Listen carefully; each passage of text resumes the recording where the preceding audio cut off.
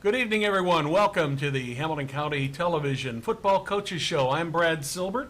Welcome in for our weekly visit with our Hamilton County coaches. First to join us tonight, Fishers Tigers head coach Rick Wimmer. Rick, welcome to the show tonight. And last couple of weeks have been good weeks for the Tigers.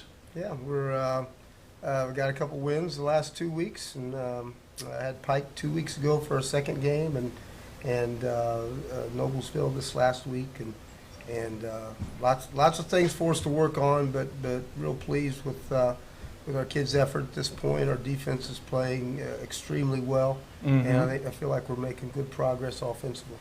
Well, let's talk specifically about the Noblesville game last Friday night up here in Noblesville, and I got to see parts of that game, but to me it looked like your team looked like from the from the initial kickoff, they looked like they were on a mission. Yeah, we felt like the first two games we've played well at times offensively, but one thing we hadn't done as well as we wanted to was run the football. I feel like our offensive line is a strength for this team.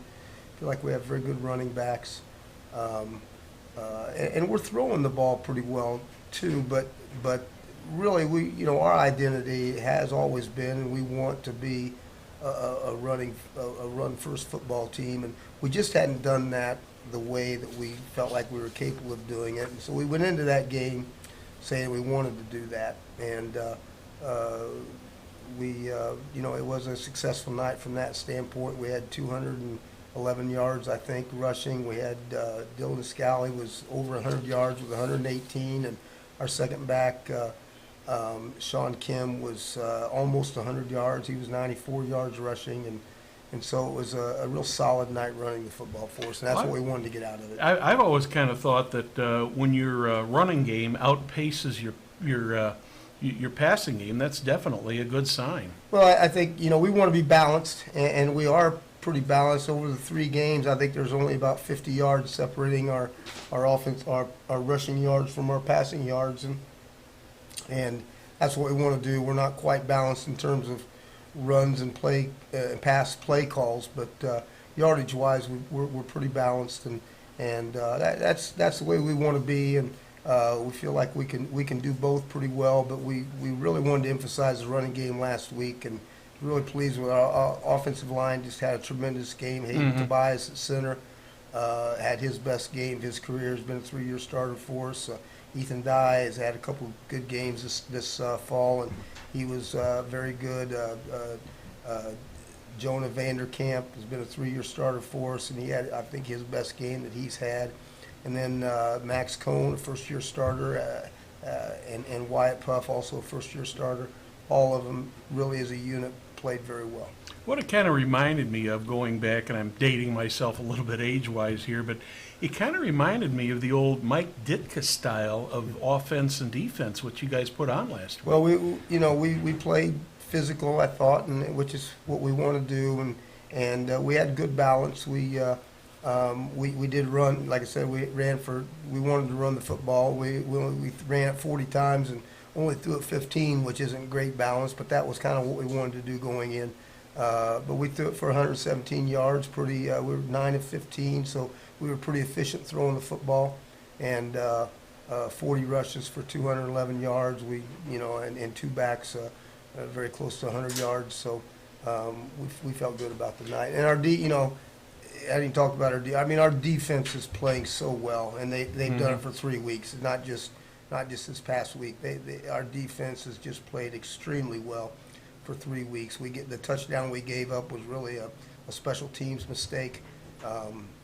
So we've only had a couple touchdowns in 3 games scored on our defense, and they've all pretty much been after the game was decided. But I counted really one touchdown and 2 field goals is basically all your defense has given up for the season. That's that to me is just an incredible stat. Marcus Rue, great games. Marcus has really come a long way from a year ago. Really probably wasn't quite ready last year and got thrown in as a starting quarterback when John Bohr got hurt early in the year. And I thought Marcus made progress last year, But in the off season, he's really worked at. I mean, he's a student of the game. He really knows. He knows. I've told him, he probably knows our offense as well as any quarterback, better than many of the quarterbacks that I've had. He understands our offense and how to get us in the right thing, how to get protected when he needs to get protected, knowing what to do with the football. You know, his breakdowns come from other things, but he understands the offense, and he's becoming a really good leader for us, and kids are getting a lot of confidence in him, and he's getting a lot of confidence in himself. And he was very efficient, 9 of 15. He's for the year is about 56-57% as a passer.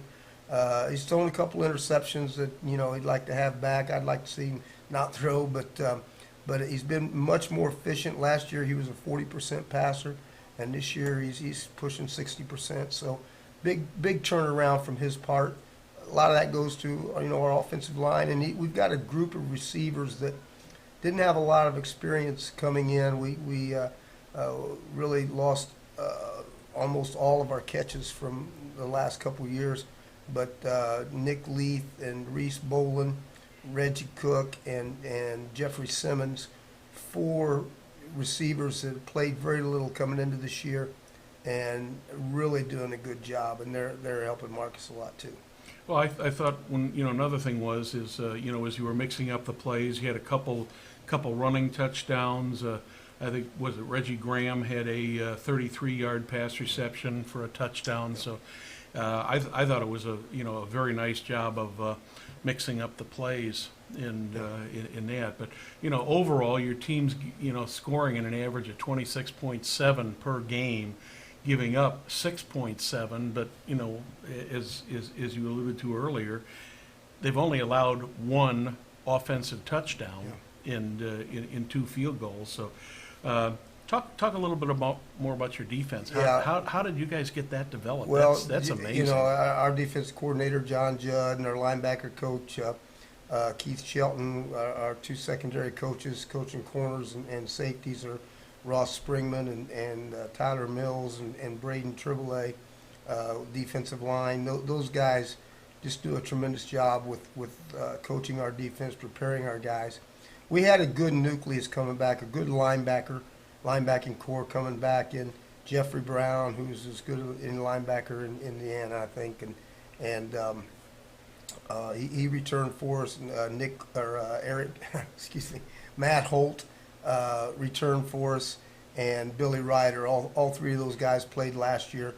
Jeffrey's a 3-year starter, and Brandon Benbow is a 4th linebacker that plays in some of our packages.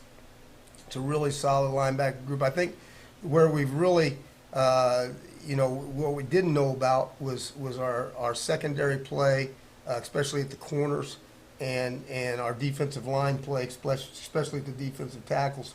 And we've had some Colin Worley has done a really good job inside for us.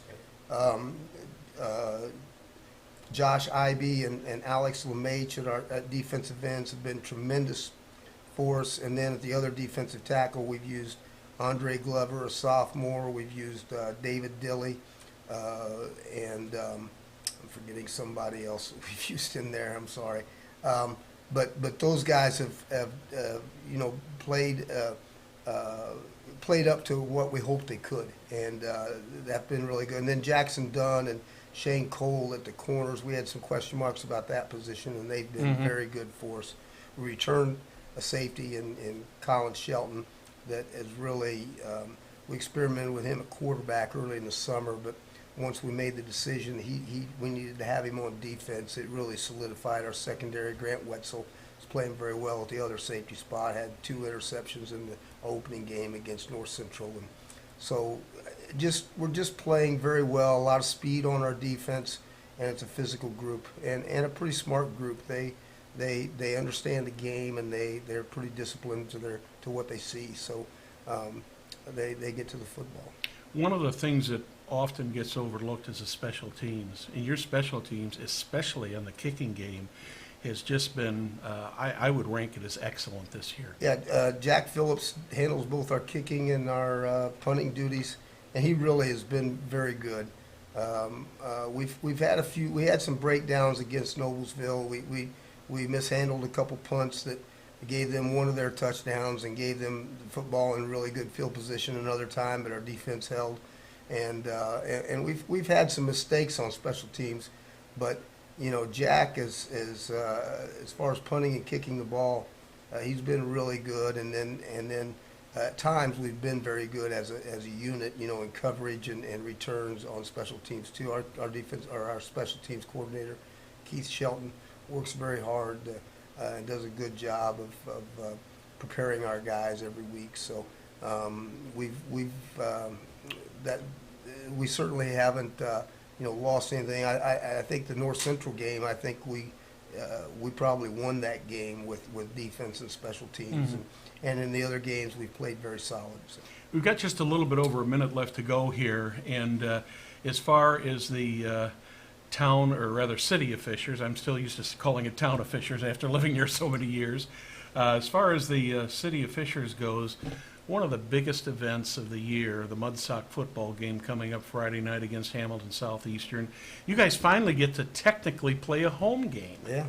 How are you preparing the team for that, and what are you looking at? Well, we're preparing, you know, like we do every game, and it'll be nothing different about our preparation. But you know, it's a game you don't have to talk a whole lot about it. I mean, our kids know what it means to them, first of all, and knows what it means to our school and our community, and they're excited to play it. And you know, we've got I think the series stands at 10-9. They've got a one-game advantage on us over the last 14 years. This will be the 20th time we played, so you know, our kids are excited about the opportunity to try to even up that score, and they've got a pretty big advantage on us in terms of the Mudsock wins. We haven't won. I told our kids today we've only won 4 Mudsocks in 14 years. So, you know, most of our wins have come in sectional play against them. So, this is important. You know, it's always nice to win the sectional, but this is for a trophy, and we want to. You know, we want to win the trophy and take it home with us. So it's at home. So, you know, and like you said, we haven't not played.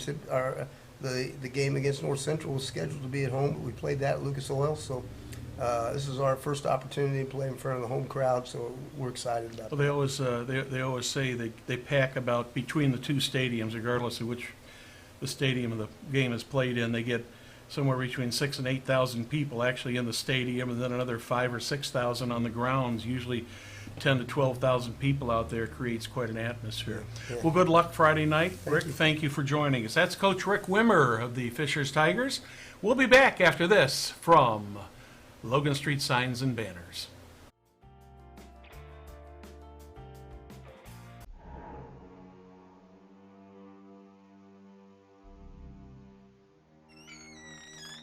Can I help you? Yeah, I'm looking for Logan Street Signs and Banners. You found us. But this ain't Logan Street. This is South 10th. We moved 22 years ago.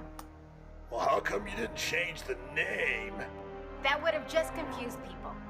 Well, actually, South 10th is Allisonville, if you're from Fishers. Before that, it was 37A, and before that, it was State Road 37. So you're telling me that Logan Street Signs and Banners isn't on Logan Street anymore. It's actually on South 10th. That's Allisonville and Fishers. And before that, it was 37A and 37? So you got that straight? Logan Street Signs and Banners conveniently not located on Logan Street, but rather South 10th Street in Noblesville. Exactly.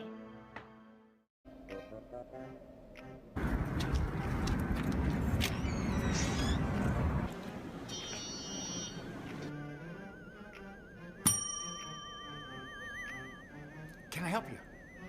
Yeah, I'd like to order a hamburger, fries, salt, maybe a large vanilla shake. Yeah. This is a trophy shop, can't you tell? You got a counter right here. Isn't this where you place the orders? We sell trophies, we sell plaques, we do embroidery. No food. You got carry out? Unlike the internet, everything that you need we have here at the shop. Very unique. You order today, carry out tonight. That's our version of carry out. All right, I'll take one of everything.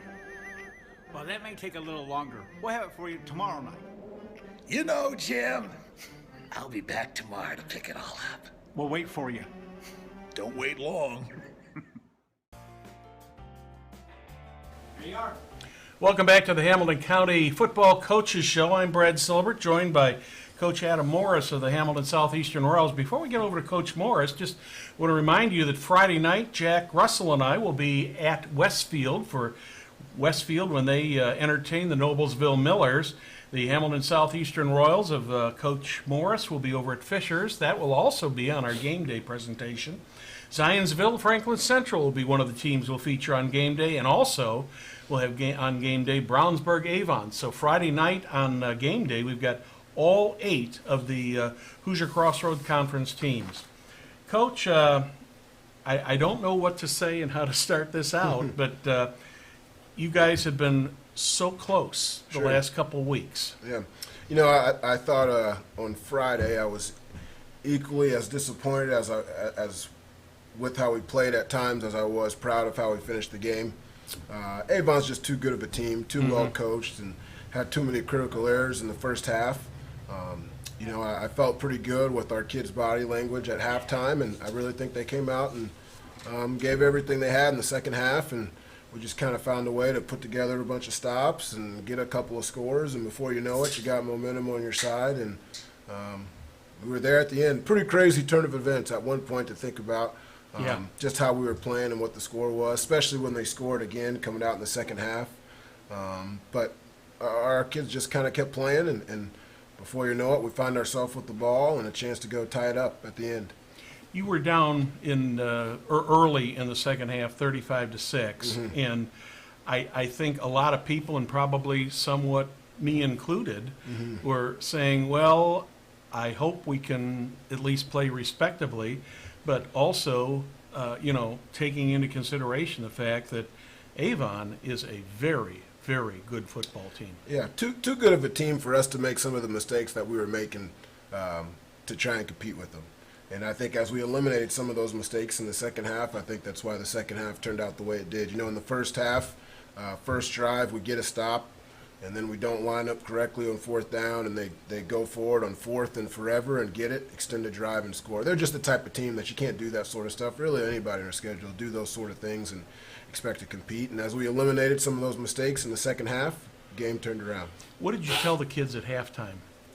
I think our big message to them was just we were kind of frustrated just with our focus and our effort, and they're going to run out of those opportunities. I mean, here we are in the week 4 of the season, and I mean that's kind of close to the halfway point, and there's just not many opportunities left. That was my big message to them before we came back out, is, hey, the amount of opportunities this group gets to play together is dwindling down. Let's go make the most of what we can in this half, and they certainly did. Well, let's talk about that second half offense. Things just seemed to kind of come together and click, both on the passing side and the running side. And it looked like in the first half, quite frankly, the run game just was going nowhere. And then you guys made some kind of an adjustment, and all of a sudden there were some holes there. Yeah, just what we do. They both kind of build on each other, just how we're set up. We're really young offensively right now. Lost our starting center against North Central, and right now we're 2 sophomores and 2 juniors with 1 senior, playing up front. And I actually think those kids have battled really well. I thought they battled in the second half. Definitely, I think especially the way that Avon is in the front 7 led us to try and throw it more. And we got really good quarterback play, I thought, in the second half. Had some receivers make some really good catches in the second half. And I think that's what brought us back. I think we're getting pretty good quarterback play, consistent quarterback play. So as young as we are up front and maybe not running the ball with as much success as we'd like to, I think we're probably throwing it a little better than we anticipated coming into the year. So we're really Talk pleased. about what it's like to have receivers like Ben Boyson and DeAndre Rhodes. Yeah. I think we've always felt confident about them. We were confident in them last year. I just think our play at quarterback was up and down at times, and I think having a whole summer with Hobson and the whole offseason with Andrew Hobson has really, I think those guys are playing with more confidence because I think they have a little bit more confidence just in what we have thrown to them. And I think just year 2 in the offense, right, they're really comfortable with what we're asking them to do, and I think you see that with the way they play. Talk about the defense in the second half. Yeah, I think that was the part that I was the most pleased with. We made some mistakes in the first half, especially on the back end. In the second half, we pulled some things together. Defensively up front, we're a little banged up as well. We got guys playing a lot of snaps, but I really thought they played with a lot of energy and enthusiasm in the second half, find a way to get a turnover, get off the field on some third downs. That's probably what gave us a chance. You know, offensively, I thought we were okay in the first half. We just had to finish drives. We just couldn't stop them. And I think in the second half, getting those stops is what allowed us to come back. One of the things I noticed in watching the game Friday night was in the first half, I think the kids were into the game, but boy, in the second half, they just came out and really, really got into it and more or less took control of the game. Yeah, you know, I've been very proud of our community student section band. We've had great crowds the first 2 weeks, you know, and even as a team. Week one, you kind of always expect that. Last week, I wasn't really sure what to expect, and it was awesome. And they stayed, even despite how we played in the first half. And we come back out in the second half, and they're all still there. You know, and I really thought the crowd was a big part of that game, especially defensively. When you're playing well defensively and the crowd gets into the game, it definitely helps you. I was amazed to see how many people stayed because I thought that at halftime with the deficit was there, I thought, boy, there's going to be a lot of people who are going to be headed for the gates, and they just didn't, and they stayed. And you know, not only the kids got into the game, but the crowd got into the game. Yeah, and they definitely got their money's worth as far as football in the second half. Talk about what that enthusiasm from the stands means to you and the team. I just think it's big for our kids to know the community supports them. You know, and I think especially our student section. Our student section, again, last year, week one was great. As the season progresses, things just happen and kids have stuff. And I think that's been the part that has been unbelievable here at the beginning of the season. This is Mud Sock Week. Your second go around for Mud Sock. So you can't claim ignorance. You can't claim rookie I couldn't claim anymore. that last year either, for the record. In that, I mean, you've been around the community and in the area long enough to see it. Talk about the importance of this game coming up with Fishers this week. You know, I think that the Mud Sock, no matter which side of the rivalry you're on, and no matter what sports you play, really, but obviously especially with the football game and how well it's attended and how important it is, it really makes being a football player in our district and in our community special. You know, and there's a lot of kids that play at really good programs and for great coaches with a lot of history. There's not many places that have this game, that have a rivalry like this, that's going to be in front of 8,000, 9,000 people. So it definitely makes being a football player in our community really special. Talk about the game itself. Do you do anything? Are you doing anything a little different to prepare for this because of the intensity of the game, the rivalry, or is it you just trying to keep it as normal as possible? Yeah, you know, I think as a coach, we definitely have to acknowledge with our kids, you know, hey, that's going to be different, and student section is going to be full and warm-ups, but I think we're not necessarily changing anything we're doing. Because every game is important, and we're always trying to put our kids in the best situation to win. And I think each year is different. You know, last year we were a new staff, had a lot of kids who had started for the first time. This year it's just a group of kids. A lot of them played in that game last year. They have a little bit more experience, so I think they know what to expect. So it's probably something that'll change each year. I had several people ask me today, well, what do you think about the Mud Sock game? What do you think about the Mud Sock game? And my response to each of them is, it's going to be interesting to see the Tigers coming in at 3-0 and the Royals coming in at 1-2. And I kind of captioned that and said, 3-0 is a good team. 1-2, the Royals are probably the best 1-2 team in the state of Indiana. You know, I think I've been really impressed with Fishers this year. You know, I think their quarterback has been phenomenal. If you didn't know it, you wouldn't think it was the same kid from last year. I've been incredibly impressed with him. They're really experienced up front coming back this year. The running back, Scally, is an experienced kid running really hard. Kind of a new group of receivers, but they played really well. They do a really good job with the screen game. And then it's no secret how good the defense has been. It's been good the last 2 or 3 years. I've been real impressed with them defensively. Really aggressive in the front seven. A kid like Colin Shelton on the back end, really experienced, made a couple picks. That's what you want. That's what makes a good 6A football team. You're physical, can run the football, and then you can play really good defense. We're going to have to play our best to compete with them. This is Coach Adam Morris, head coach of the Hamilton Southeastern Royals. Coach, thank you for being here this evening, and we wish you good luck. And we'll be back with our next coach after this from Logan Street Signs and Banners.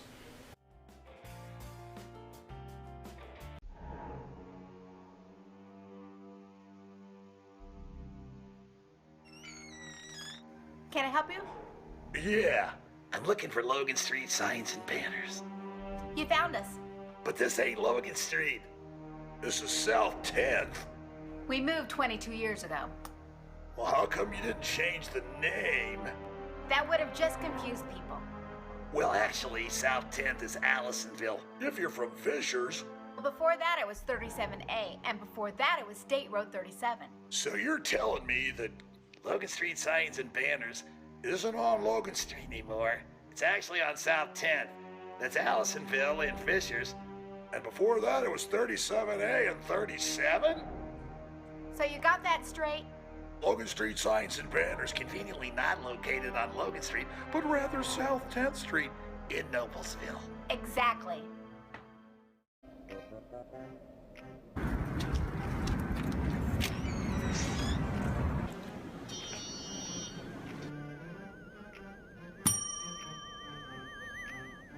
Can I help you? Yeah, I'd like to order a hamburger, fries, salt, maybe a large vanilla shake. Yeah. It's a trophy shop, can't you tell? You got a counter right here. Isn't this where you place the orders? We sell trophies, we sell plaques, we do embroidery. No food. You got carry out? Unlike the internet, everything that you need we have here at the shop. Very unique. You order today, carry out tonight. That's our version of carry out. All right, I'll take one of everything. Well, that may take a little longer. We'll have it for you tomorrow night. You know, Jim, I'll be back tomorrow to pick it all up. We'll wait for you. Don't wait long.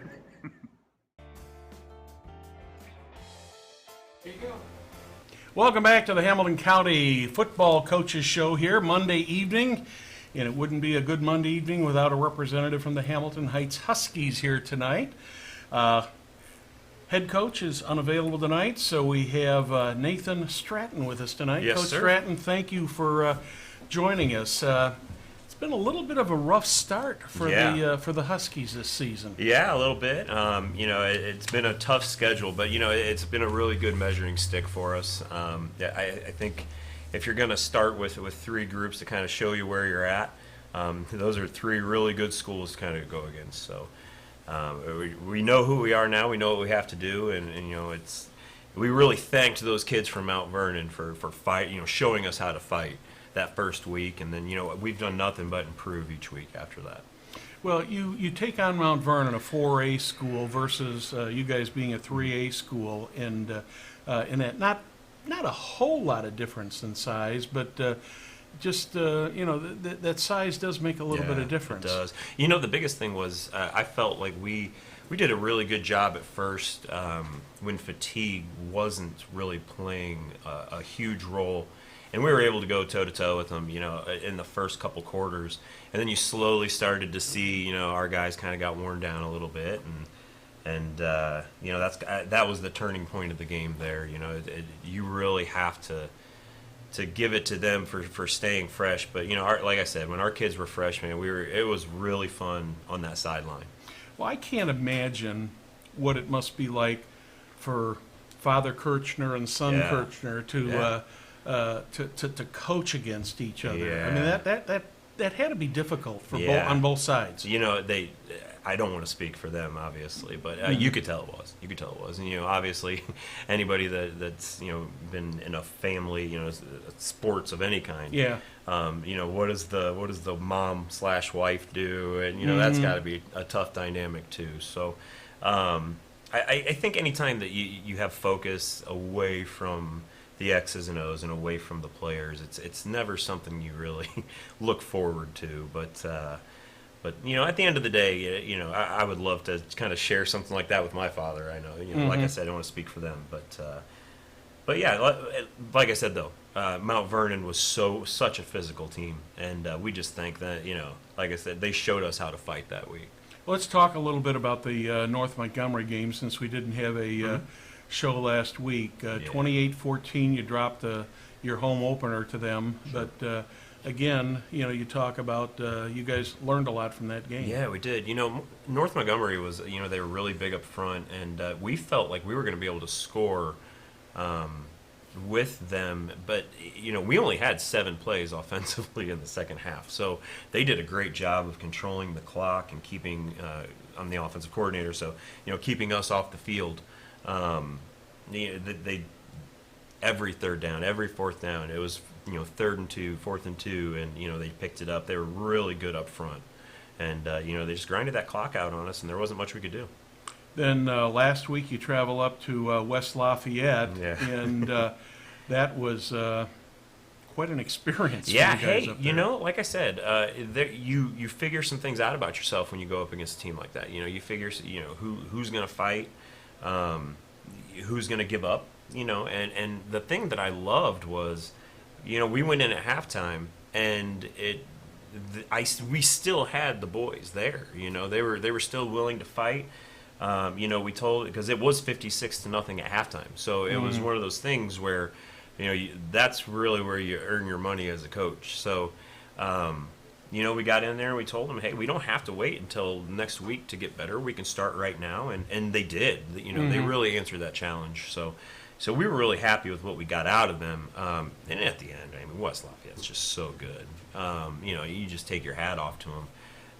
But having said that, we did some good things, and we did some things that we can carry on to the next few weeks. And I got to tell you, I think just seeing the film from that and seeing us progress each week, I think we're about ready to take off. Give us a couple examples of what you guys learned from it. Yes, just offensively, we see things that are just open in especially in the pass game. But now, we made a couple tweaks in the run game, and I got to tell you, it's not like you turn the film on. It's just like, oh man, we're just getting overpowered here. It's there. It's stuff there, and these kids are learning a brand new offense this year. So that's and then you have these 3 opponents to kind of open up. Obviously we don't use any excuses, but they really helped us get further down the road, where we think the rest of the schedule, we're not going to see teams like that on there, and we're just really excited. Like I said, you turn on the film, you see guys streaking up the field, they're finally going the right ways, and now the quarterbacks are getting the right reads. We have a drop ball here or there, but stuff's open. I know it's not fun to start 0-3, Yeah. and I've asked this question of many coaches through the years, but would you rather open with good challenging teams, or would you rather maybe get somebody kind of in the middle, or some of the people look at it and say, well, give me some easier teams, Yeah. let me put some W's on the board. Sure. Yeah, first of all, I think each team's different. I think the makeup of each team's different.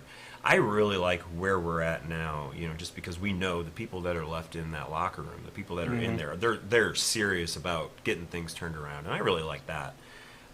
Just from a general standpoint, though, yeah, you would like to get some momentum going, for sure. I think that helps a great deal. Momentum is a huge thing, and that's something I think that we're about ready to hit right now. We really feel that around our locker room. So. We've got about 2 minutes left here. Let's talk about what's coming up here, not only next week, but for the rest of the season. Of course, the last game of the season for you guys is almost like a playoff game. Isn't that fun? Yeah, I like that. But 4 of the next 5 games are all conference games, and that obviously will decide who you will play on the 18th. You play Northwestern coming up this Friday night at 7 o'clock. Talk a little bit about that Northwestern program. Hey, it's we talked about the tough part of the first part. Northwestern is a great program, and it's we watch the way that they play defense, and they're really big up front, and we feel like if we don't bring our A game, we could really get pushed around up front, but. I really see those guys in our locker room. Like I said, they get better every week. They get more and more focused, which is what they really need. and being at home, they're just hungry to get things turned around. And I think that even though Northwestern's a good football team, just like with the previous three, I see that, it's in our hands to turn this around. And I don't think it's as much what Northwestern's going to do as if, are we going to be focused? Are we going to take care of ourselves? Because if we are, I think we're going to be okay. Well, I think your crowd will be out there to support you, won't they? Yeah, they do a great job. It's really fun to be out there on a Friday night. I always enjoy coming up to Yeah. Hamilton Heights and doing games up there. It's a great atmosphere, is. great people. It is. It's a great group of people. Absolutely. Coach Nathan Stratton of the Hamilton Heights Huskies, thank you for joining us tonight. Good luck for the next week and for the rest of the season. We'll be back with more coaches' interviews after this from Logan Street Signs and Banners.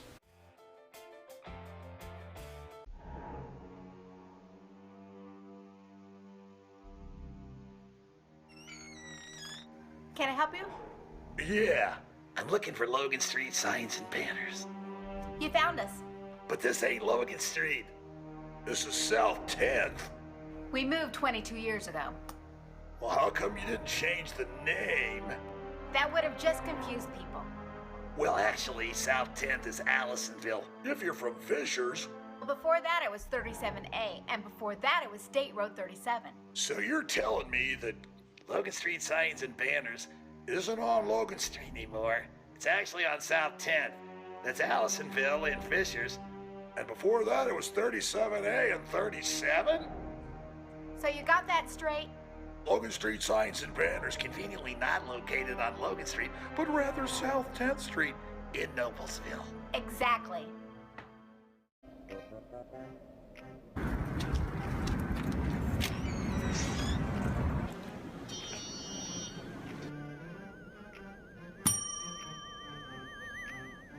Can I help you? Yeah, I'd like to order a hamburger, fries, salt, maybe a large vanilla shake. Yeah.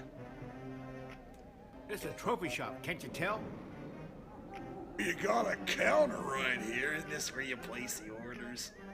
We sell trophies, we sell plaques, we do embroidery. No food. You got carry out? Unlike the internet, everything that you need we have here at the shop. Very unique. You order today, carry out tonight. That's our version of carry out. All right, I'll take one of everything. Well, that may take a little longer. We'll have it for you tomorrow night. You know, Jim, I'll be back tomorrow to pick it all up. We'll wait for you. Don't wait long.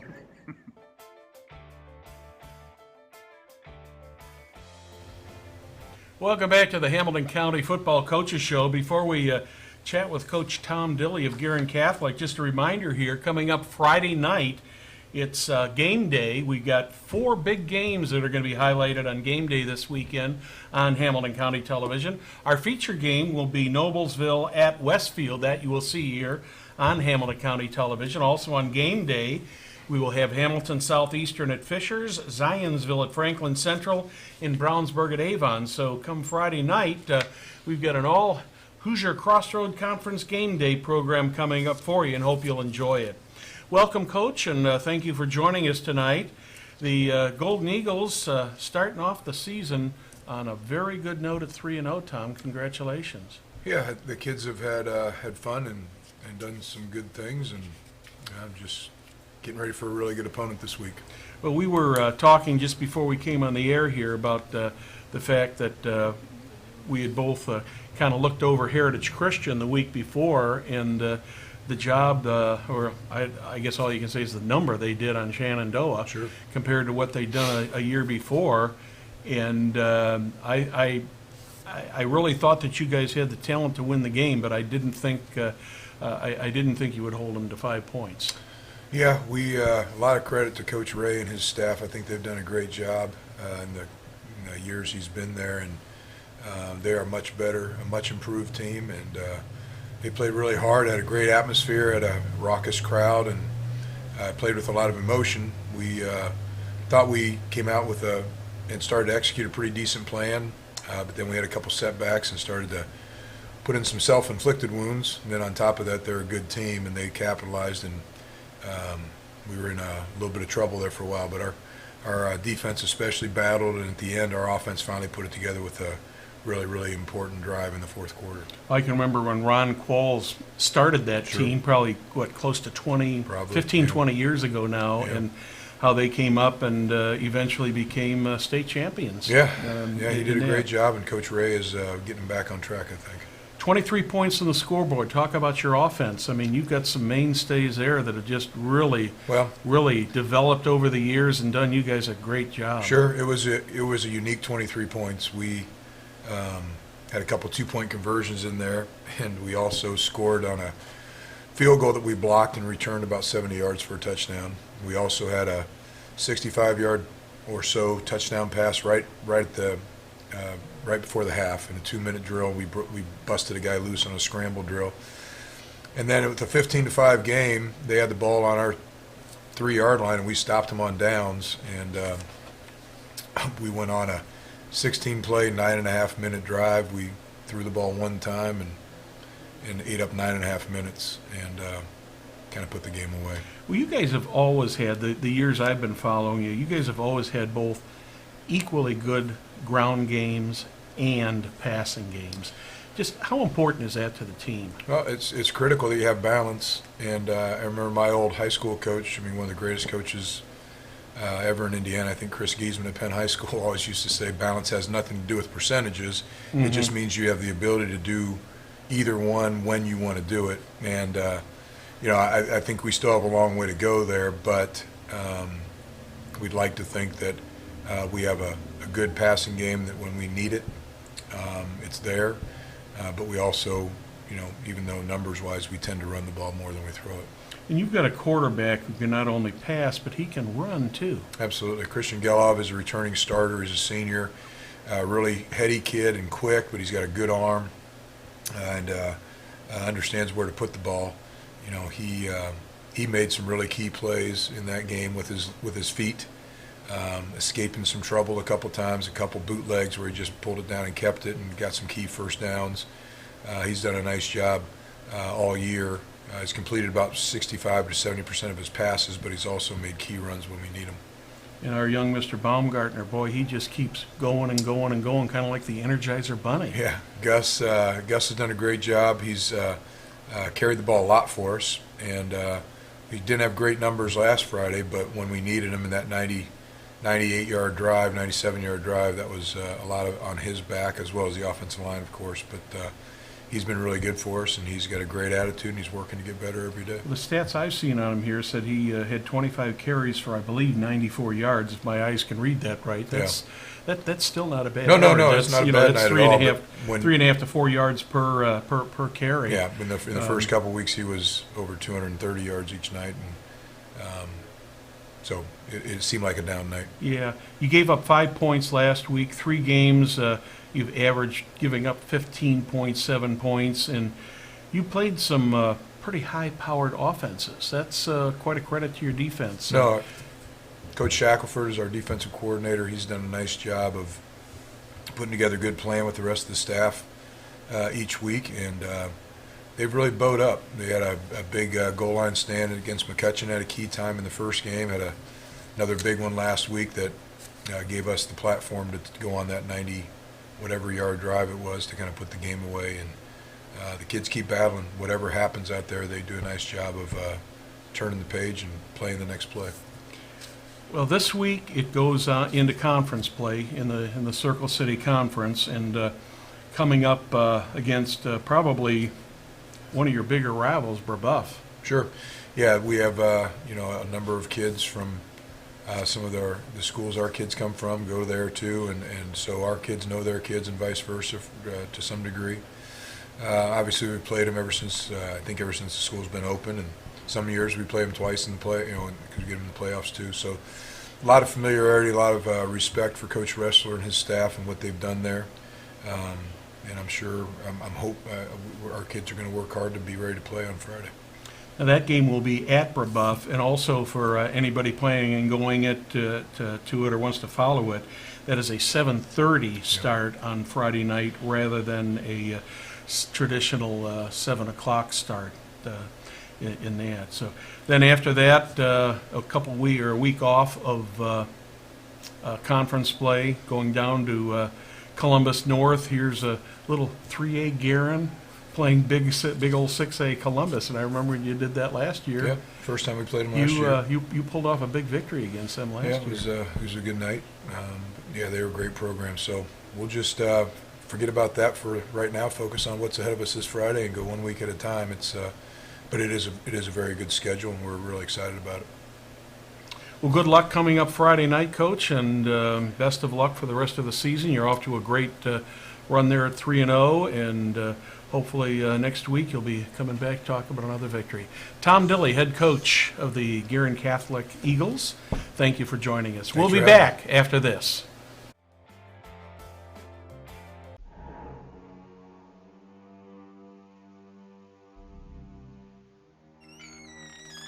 Can I help you?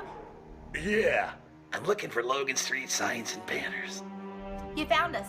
But this ain't Logan Street. This is South 10th. We moved 22 years ago. Well, how come you didn't change the name? That would have just confused people.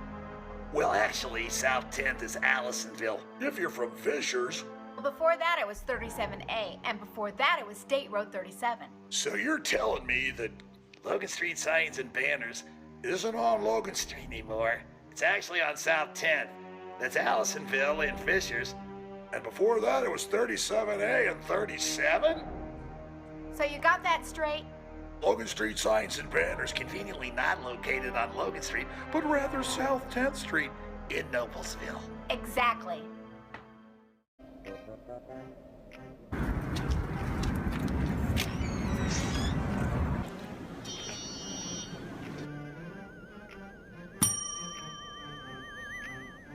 Can I help you? Yeah, I'd like to order a hamburger, fries, salt, maybe a large vanilla shake. Yeah. It's a trophy shop, can't you tell? You got a counter right here. Isn't this where you place the orders? We sell trophies, we sell plaques, we do embroidery. No food. You got carry out? Unlike the internet, everything that you need we have here at the shop. Very unique. You order today, carry out tonight. That's our version of carry out. All right, I'll take one of everything. Well, that may take a little longer. We'll have it for you tomorrow night. You know, Jim, I'll be back tomorrow to pick it all up. We'll wait for you. Don't wait long.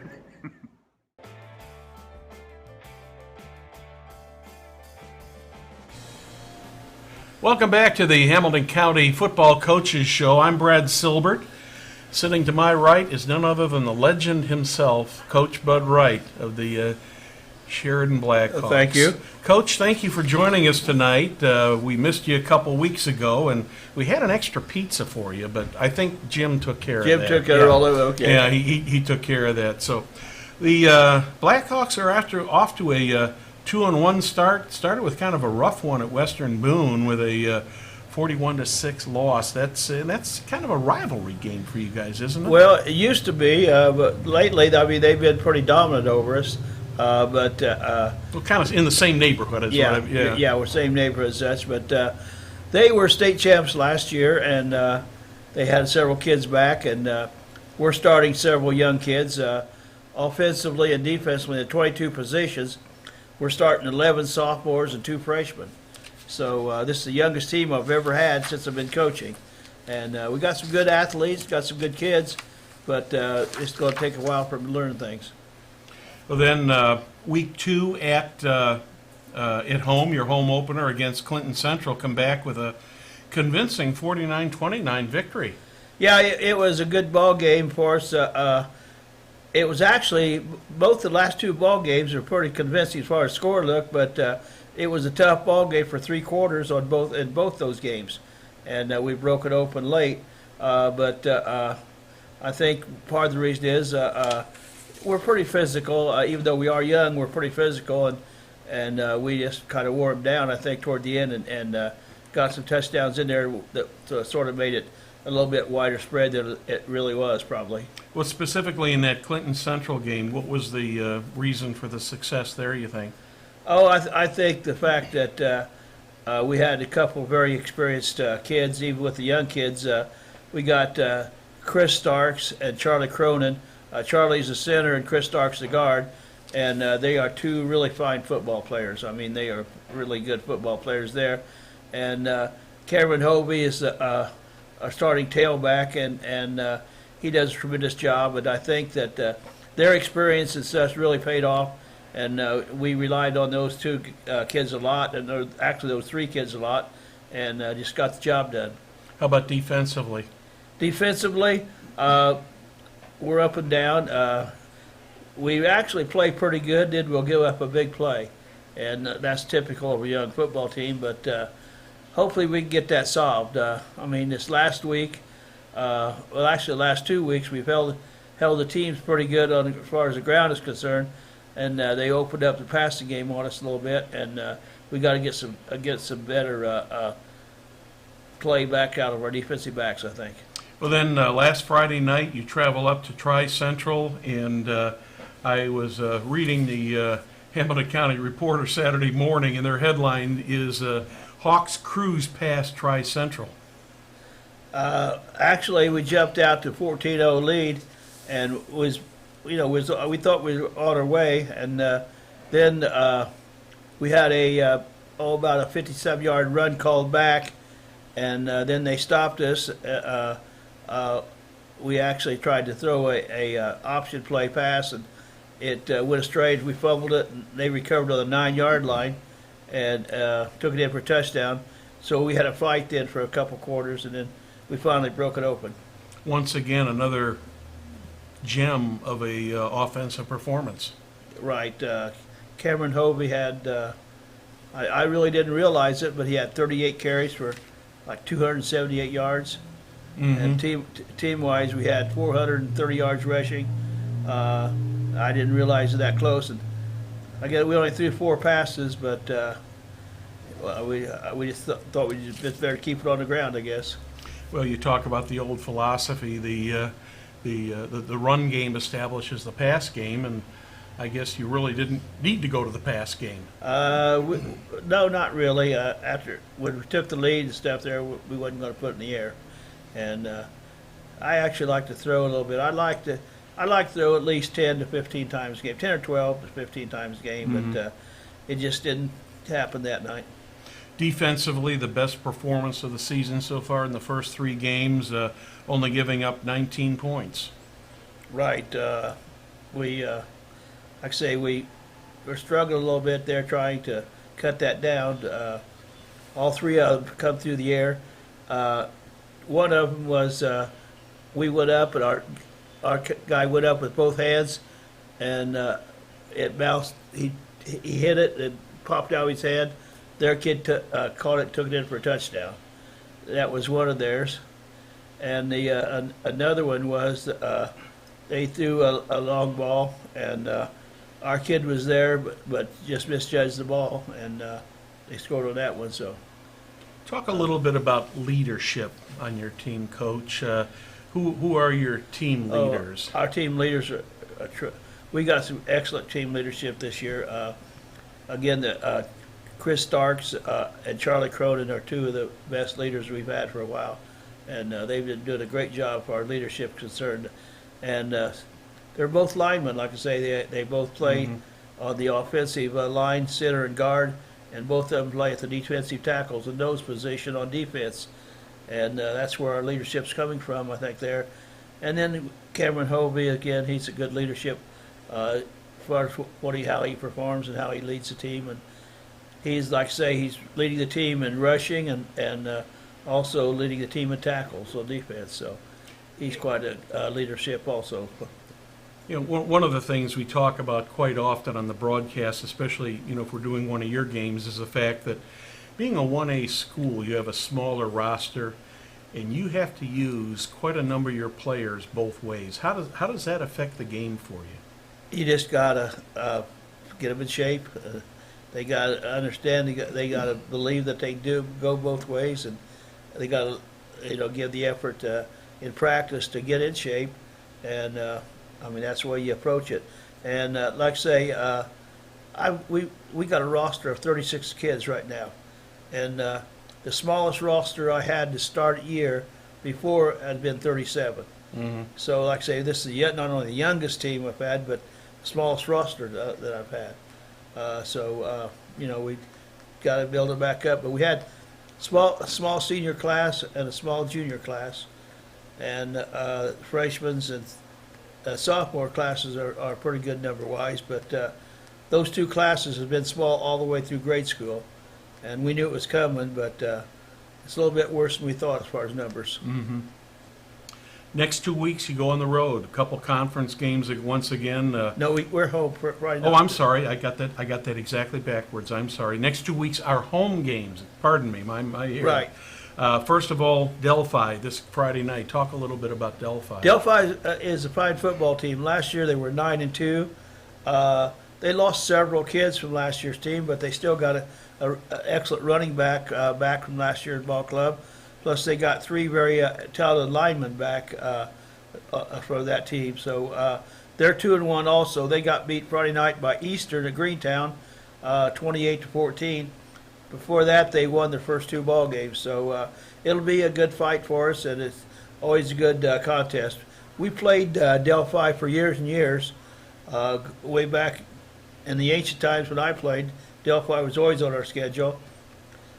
We had them on the schedule for a while when we was in the conference with them, and then we left the conference. We still played them a couple years after that, and Yeah, I noticed the last time you guys played them was in September of 2010, a game which you guys did win 47-6, which really is kind of irrelevant at this point. right, but, very irrelevant.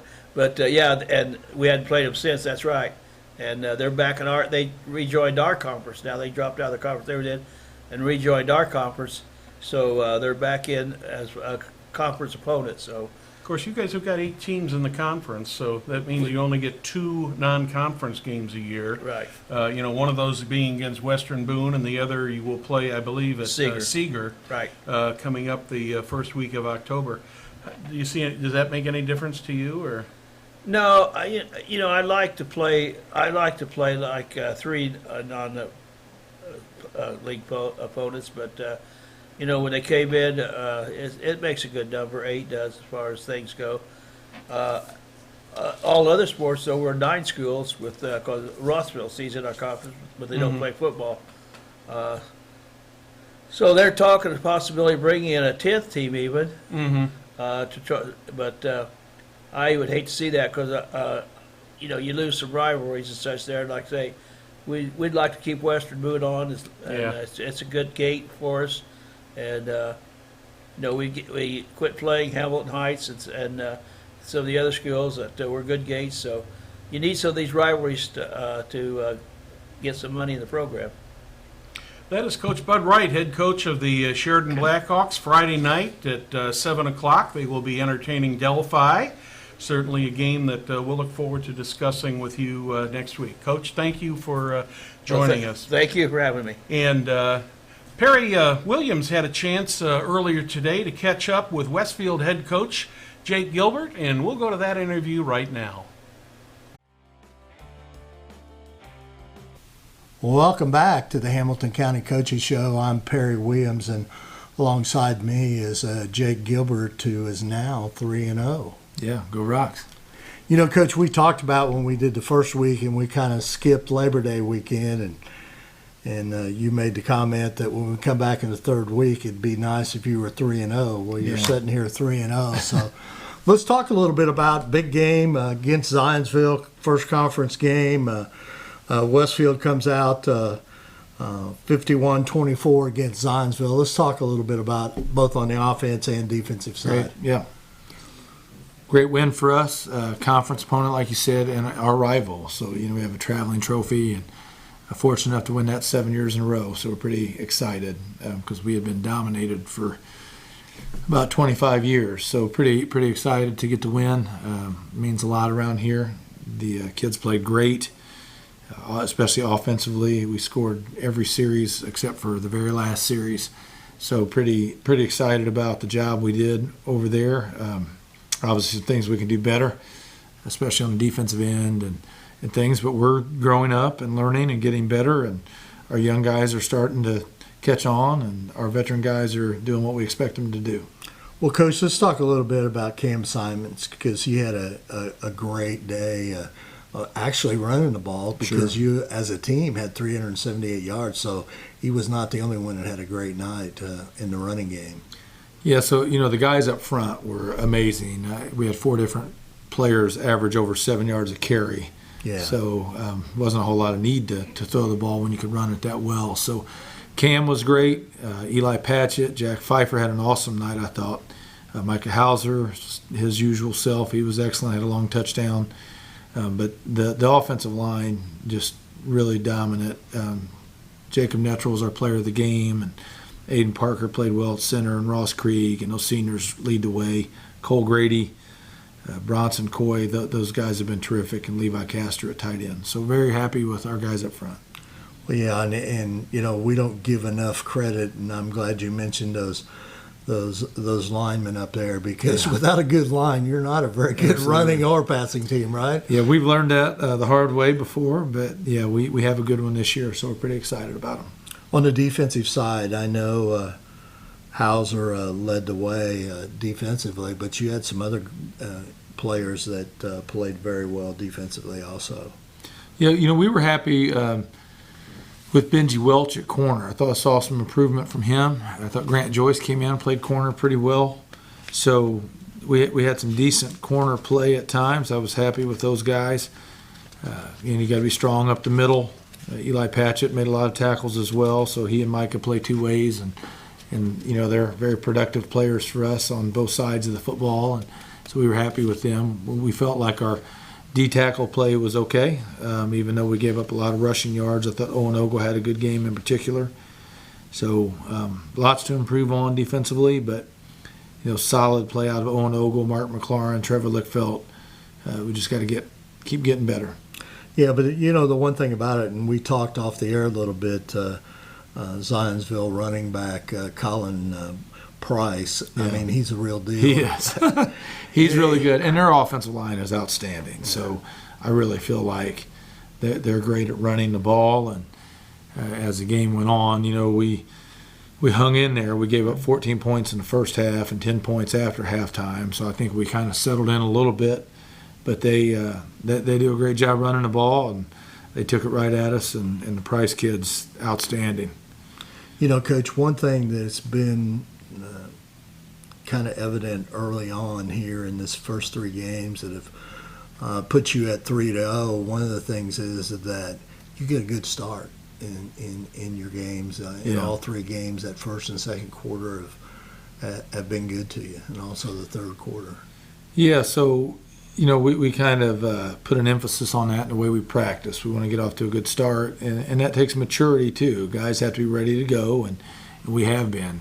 So that tells me the game plans are good, right, and we are prepared. But it also tells me that our guys are ready. They are prepared mentally, and it's not always that way. Our teams have not always been that way, but our best teams have been. Our best teams have been great in the first quarter and great coming out and making adjustments in the third quarter, and hopefully this is one of those teams.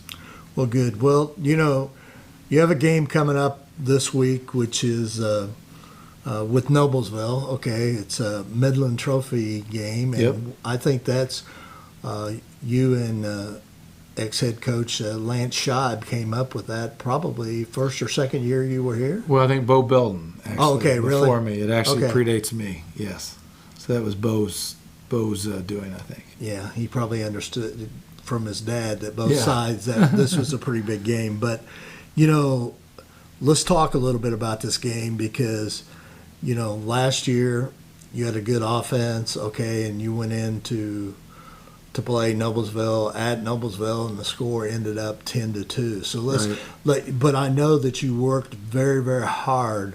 From what I read, you and I haven't had a conversation of team building and preparation and total commitment to your program in the off season. So let's talk a little bit about that because you're coming into a game where you're 3-0 and Noblesville's 0-3. So let's talk a little bit about the preparation, and it's Sure. just one game at a time. Well, first off, I mean, record-wise, they've played 3 terrific teams. Yeah. They've played a much tougher schedule than we have, so I'm not going to be fooled by that too much. Hopefully our kids either. Excuse me. Bless you. Sorry. That's right. But then secondly, I mean, these guys beat us last year, so we don't have to look back too far to see what can happen. They dominated our offense, so I know we're scoring a lot of points, but they absolutely dominated us last year with their defense. They were terrific. And, you know, we mustered to score on a safety, and that was it, or else we would have been shut out, for goodness sakes. Now, we played pretty well defensively against them last year, too, but we gave up one play, the first play from scrimmage. They had a long touchdown run, and the rest of the time we played great defensively. But that was enough. It was just that kind of night with all the rain and everything. So in terms of preparation, I think we have plenty of motivation to look at and things like that. And I think just the taste from last year's game will still be there, and hopefully our guys, being a mature offense, they have should have a chip on their shoulder. And then defensively, it's not like we've played awesome this year. So I think, you know, we've got to keep getting better anyway. So hopefully we'll be ready to go. Yeah. You know, the one thing about, you're right about, you know, Coach Metzler always does a good job over at Noblesville with that defensive squad he of theirs. does. So, you know. They have always defended us well, no matter what. For the three coaches that he's been with, they have always defended us well. Yeah, so he does a pretty good job. It should be an interesting game, and as far as the Noblesville game, and you'll be at home. Okay, Yeah. so that's always a good thing, because the crowd over here, and actually Hamilton County TV will be here broadcasting that game. So we're excited to do that, because I'm sure it's going to be a fun game, and. It should be a great atmosphere. It's our youth football night, and we are raising money for an organization called Tackle Childhood Cancer. So Okay. we are raising money for Riley's and kids at Riley's who are battling cancer, and it's just going to be a good night. So we're excited for it. Coach, you're always doing things for Always the trying to do community, right? Doing things that are trying to help right, some doing kids. things, helping kids. So that's one of the wonderful things about you, and I enjoy coming over here. I just want to put that little plug in there, though. But, you know, another big game this week, Yes. and you know, I know you don't want to talk about down the road or anything. We're going to take them one game at a time, and I'll stick with that. So. Well, I don't know that we're good enough to do that. But yeah, I just know that these guys whipped us last year. I felt like, and we only need to watch last year's film to understand that these guys put it to us 10-2, and we better be ready to go. So that's the message they'll be getting from me. I'm sure, and I'm sure the seniors of this year's team, because you have a few more than the Millers do coming back. Because, you know, that's the one thing about high school football. I mean, just because you lost last year does not you know, turnover for the next year. So, you know, They graduated a great class, Yeah, no they doubt did. about it, especially on defense. Those Yeah. guys were awesome. We return, you know, most of our offense. So a lot of those guys are seniors this year. So it'll be exciting. All right, Coach. Well, I appreciate you taking time out of your busy schedule to do this, and good luck on Friday night. Thank you. Always an honor. All right. Appreciate Thank you, it. Coach. Thank you.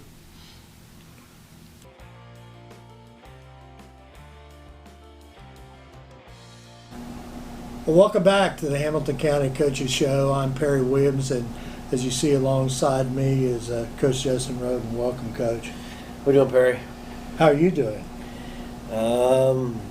It's more- been better, right? Yeah, I'm doing football. I think my wife is always, you know, like everybody else's spouse, is kind of reminding me this week about what's important, and that's, you know, coaching and the game and the kids. And, you know, I talked to the kids a little bit on Friday about the moment, you know, that what we're doing is sometimes, but it's greater than the reward of winning or losing. So I try to put a little bit more value on what we're trying to do and where we're trying to get to. Now, I want to win football games. I'm a competitive person, but, you know, it's part of the process here, and, you know, we're trying to stop some of the bleeding in regard to injuries and some things like that. But the kids are competing, and I think the second half really left us with some some positive vibes going in here to Westfield.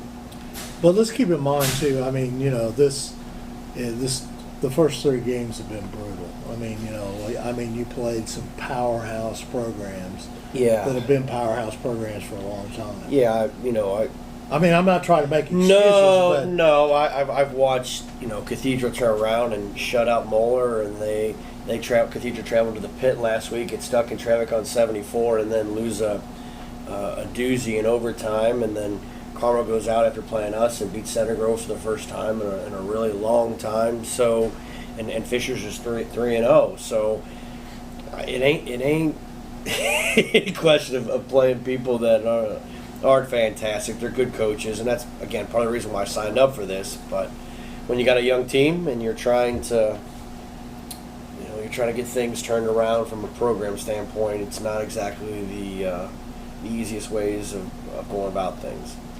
Let's talk a little bit about the game a little bit against Fishers. I don't want to dwell on it a long time, and sure, we want to move on. But a good second half. I thought we continue the first half to not get out and get a good start. And I know that's not a planned thing, but it just happens. Yep.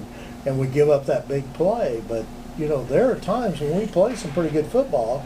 Especially, I think probably the second half against Fisher is probably the best we played. Yeah, so, defensively, we're without Jacob Ham, and so we've spent the last couple weeks trying to find somebody that can play the most important position on the football field in our defense, and that's the Sam linebacker, and we just haven't found that guy.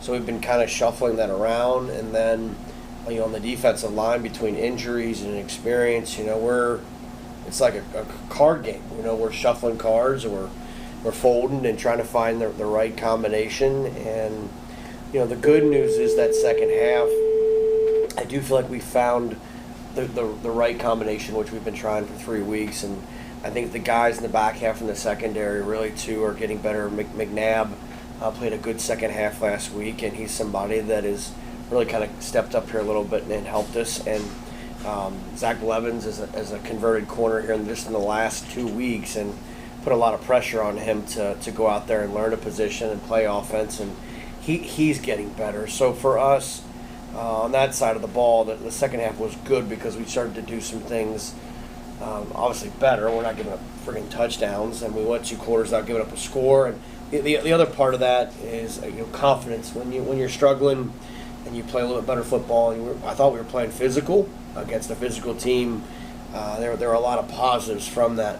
The offensive side of the ball, we lose two tackles in the Carmel game, and we've got a tackle out that was before even going into that game. So we're really trying to again find the right combination, and to give Fishers a lot of credit, they ran a scheme that our guys kind of struggled with, and so when it's the option is one of those deals where sometimes it's like paint drying. We want to go forward.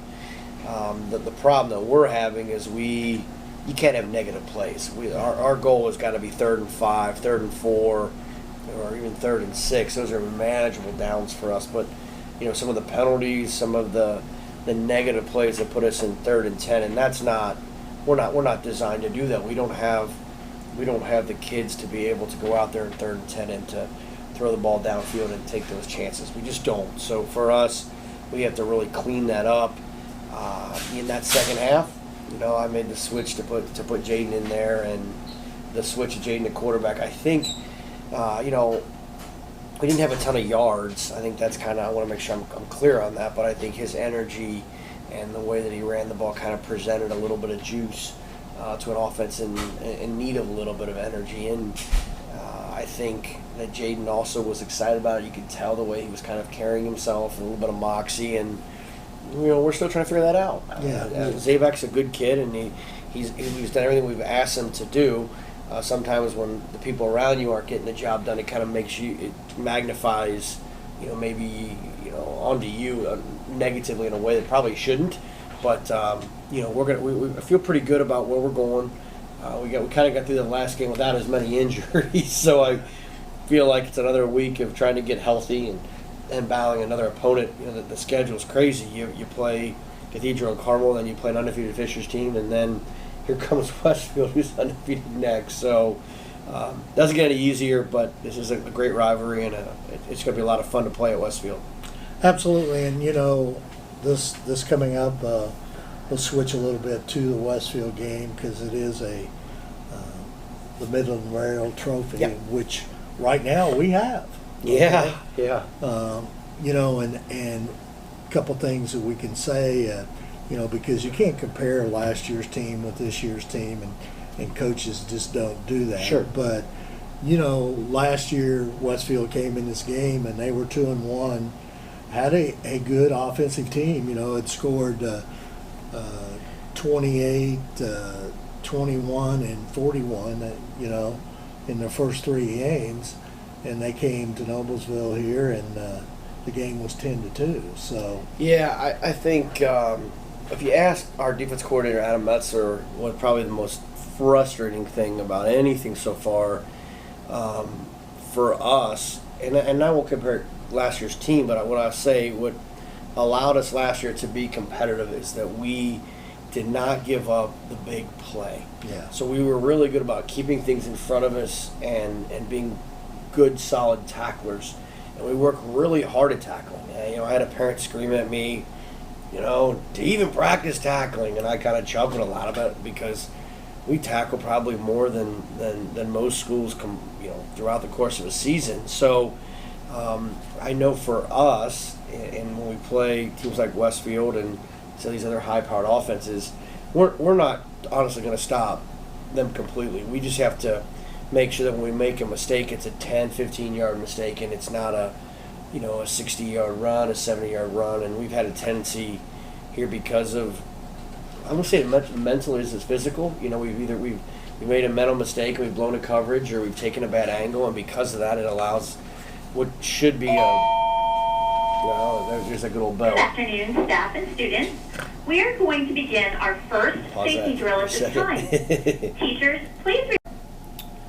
No, so, you know, going back to, you know, preventing the big play for us, with Westfield, they have weapons, you know, everywhere. The quarterback has a fantastic arm.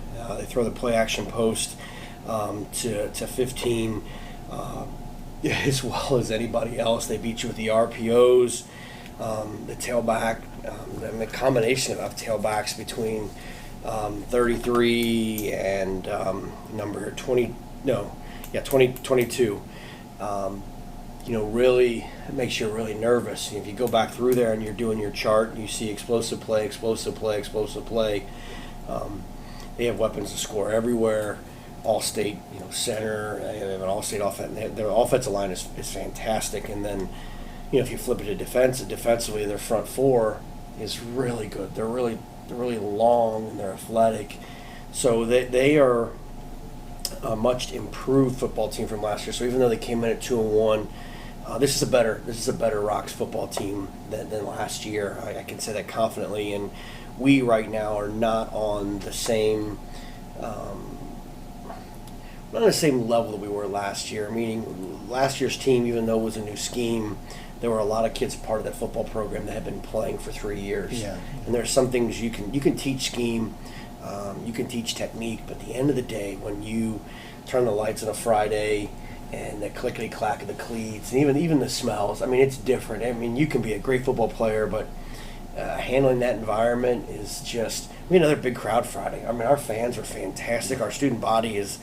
I'm almost embarrassed because we're not playing better for them because they were loud. They were loud throughout the course of the game, and our students, coupled with our teachers here, I just very, very appreciative of them because the product has not been great to mirror up with what's going on. And I know going into Westfield, you know, their stadium, as I've been told by several people, is one of the better high school experiences in Indiana, and they're right on top of you, and they have one of the premier stadiums, and a little jealous of that here. Hopefully in the next few years we can be on their level. So there are a lot of things going against us right now. Being 0-3, playing a 3-0 team in that area and that type of environment, there are excuses galore, which we're going to do our best to stop from happening. Yeah, and the one thing I will have to say, and most people don't know this, but you do. I spend a lot of time at practice, okay, and probably 1 or 2 times a week, or I'll pull up out there and watch a little bit, or I'll come over and I'll talk to you. But the kids are working hard. Absolutely. I mean, and they're hustling to different spots when you rotate. I mean, there's some good things going, but it's going to take some time. And the one thing about Westfield this year, I mean, most of that offense they got back that they had last year, and like you were mentioning, all those great players like Matchett and Simons and those type of people, and the Hauser kid's only a sophomore, okay, and he's, he plays on both sides of the ball. He's a real athlete, okay? Absolutely, and a real head knocker, and so, we just got to go out there, and I'm sure that this Friday we will give it all we can, and the experience is wonderful over there, and we got to take it in and try to do our best. Yeah, I would tell you, if you didn't know anything about us and you just came in, I feel like we're practicing the right way. Like, we're doing things the right way. The structure is there. It's the coaching staff is improved from last year, and I feel good about what we're doing. Sometimes you can fail and you step back and you can complain maybe you're not doing well this or that, and honestly I don't have those complaints. Mostly it's the riddle of any parent. You've got teenagers and you're trying to figure out what's going on with them up here, so we've got to find a way to start the game better.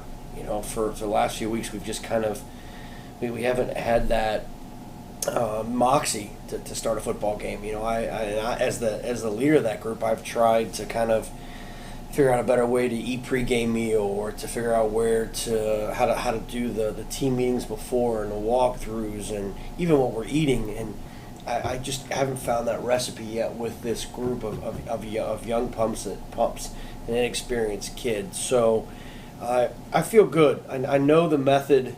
I've been part of this process before, and it's worked. Now, I'm also a humble man, and if things aren't working, we'll step back and we'll reevaluate what we're doing. But I feel good about how we're practicing. I feel good about the team that we have here, and even the medical portion of this. I mean, our trainer is fantastic, top notch, and so we're doing everything from a rehab standpoint the right way. We're doing things off the field the right way. Our new strength coach Mitch is doing a really good job, and to replace Brian Clark is a goodness gracious. I don't know if you can't replace what Brian's accomplished here, but to come in like he has and to put the kids to work, and the best part of what Mitch has done so far is he's taken what Brian has laid here from a foundation standpoint, and he said, here we're gonna work. We're gonna take what you've learned from Brian, and we're gonna lift weights, and it's been good. And I think the strength portion coupled with what Pete's doing, we do have a good formula here. We have good people here. We have good leadership. We just got to find a way to get it done on the field on Fridays, which I know everybody's thirsty for, and I know I am too. We just got to find a way to make a few more plays and kickstart this pig a little bit, as I like to say, and find a way to score a few more points in Westfield on Friday. Sounds good, Coach. Well, I appreciate it. I know you got a busy schedule. I appreciate you taking time out to do this interview, and good luck on Friday night. It's good. I appreciate doing it. It helps me kind of talk myself through it, kind of stay calm a little bit. But as always, thanks, Perry. I appreciate it. All right, appreciate it. Thank you.